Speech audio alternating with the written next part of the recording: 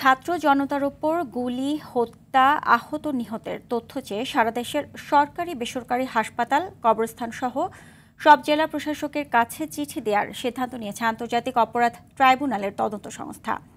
Chief prosecutor বলেন, প্রমাণ তাজা থাকতেই তদন্ত শেষ করা হবে। আসামিরা চাইলে বিদেশি আইনজীবী আনতে পারবেন। অথরা ইয়াসমিনের রিপোর্টে দেখুন বিস্তারিত। কোয়ালিটি সম্পন্ন আন্তর্জাতিক মানের still bar CSRM, committed for better still. বৈষম্য বিরোধী আন্দোলন দমনে অতিরিক্ত বল প্রয়োগ করে ক্ষমতাচ্যুত সরকার। আইন শৃঙ্খলা বাহিনীর সাথে সংগঠনের নেতাকর্মীরাও চড়াও হন প্রতিপক্ষের উপর। দুপক্ষের সংঘর্ষে প্রাণ যায় 700-র বেশি মানুষের।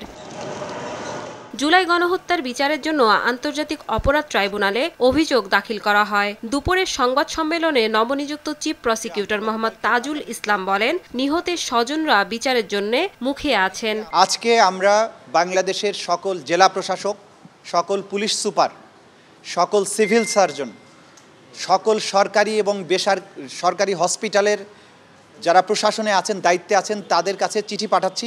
তো এইগুলোর চিঠিতে আমরা অনুরোধ জানিয়েছি, হসপিটালে কতজন আহত নিহত মানুষ গিয়েছিলেন, কতজন চিকিৎসা গ্রহণ করেছেন, কতজন মারা গিয়েছে, তাদের সংক্রান্ত যত চিকিৎসার ডকুমেন্ট আছে এগুলো তদন্ত সংস্থায় সরবরাহ করার জন্য।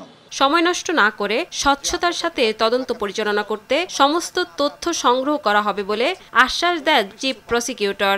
আসামিরা বিদেশি আইনজীবী আনলেও আপত্তি থাকবে না তাদের। বিচারের সবকিছু এভিডেন্স তাজা থাকতেই আমরা তদন্ত শেষ করব এবং সেটা বিচার প্রক্রিয়ার মধ্যে নিয়ে আসবো।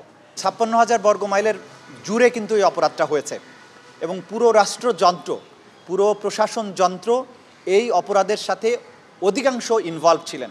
তদন্ত কবে নাগাদ শেষ হতে পারে এমন প্রশ্নে চিফ প্রসিকিউটর বলেন, সময় নির্ধারণ করা কঠিন, তবে তথ্য প্রমাণ তাজা থাকতেই একদিনও বেশি সময় নেওয়া হবে না। আইনজীবী চান সেটা দেশি হোক বিদেশি হোক, আমাদের পক্ষ থেকে আপত্তি থাকার কোনো কারণ নেই।